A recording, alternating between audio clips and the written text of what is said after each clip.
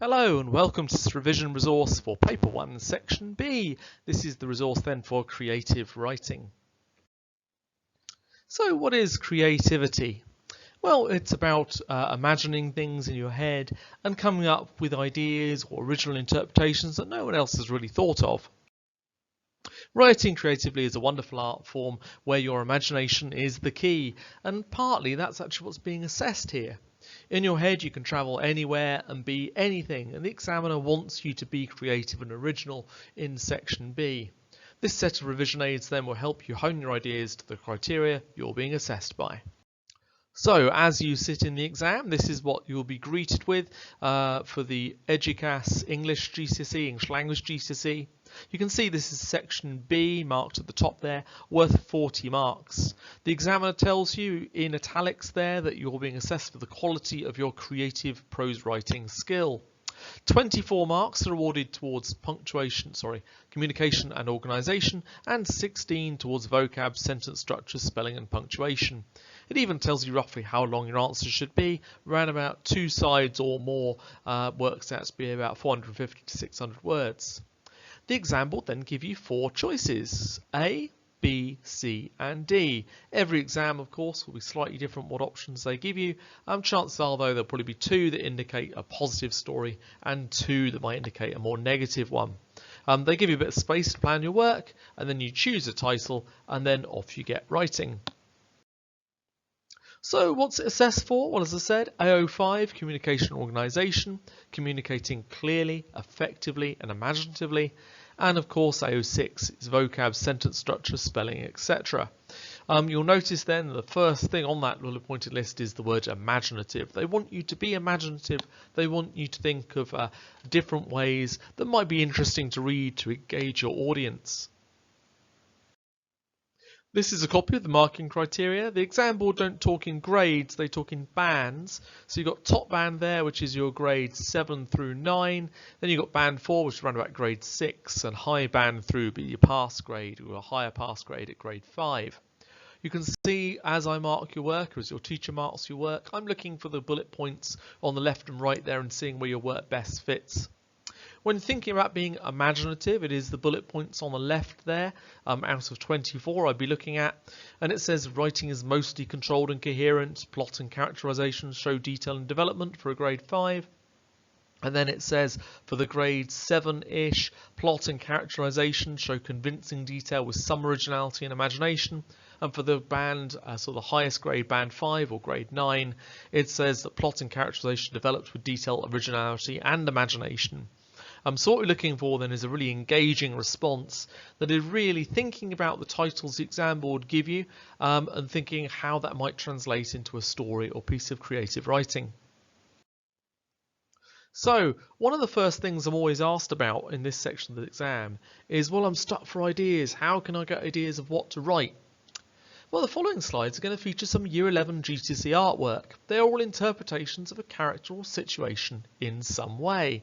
In art, you draw and paint an idea that you think would be interesting for others to look at. Creative writing is pretty much the same. It just uses words, not pictures. So if we take a look at this picture of a girl there, you can see she might be feeling sad or depressed. I'd want to think, well, what ideas could I associate with this picture? Well, I might think about what she's crying about, what has upset her. Who do you think said these things to her? When and why? How old do you think she is? What kind of personality do you think she has? Obviously here a slightly different picture, not quite to the same quality, but that doesn't stop us being creative. I immediately noticed there he seems to be made of a machine, and so a robot of some kind, yet equally more of a cyborg, half human with the brain dripping out the side there of his head. Is this boy a robot? What is life like for him and why? Imagine you were this man speaking. What would his life be like? Is he happy being a robot? Is this an injury, or is he becoming human? That could be an interesting one to think about as a part of creative writing. How much of this page is actually the boy's head or not even real? In fact, is this a dream sequence rather than an actual character, or is the robot side there a bit of a metaphor for something going on in his head? Picture 3. What is happening in this picture? How has the girl changed and why? In this picture we can see then a woman who seems to be imagining something about herself. Some might think what this picture is about. What does it represent about this key character? What has this person gone through to be experiencing what they have? As you can see then, art is a really good way of inspiring new ideas or a freer reign of thinking as you approach this part of the test.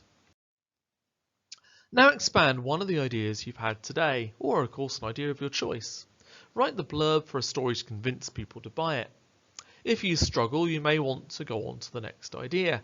Remember, I've just shown you about 4 pictures, and of course there are lots of other places you could get inspiration from.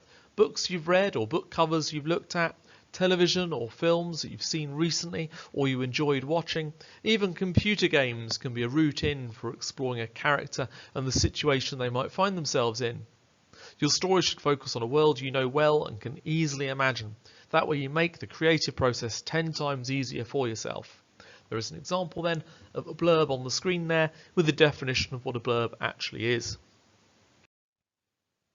What happens then if you've got more than one idea? You're stuck for which idea you want to use. Well, think which one's the more creative, which one's the more interesting for your audience to read about. Which one would you want to open a book and read yourself? Which one could you write 2 sides or more about? Obviously, if you think, well, I can only write about half a side about that one, then that's going to limit your response. So think how much you could write, how interesting it would be, and how original those ideas are. Okay, hopefully I've given you some ideas then that you would use for this particular section of the test. Plan out your response, come up with a really good idea and think how it might work paragraph by paragraph. And once you think, yep, I can write 2 sides, then go ahead and start writing. Thank you very much.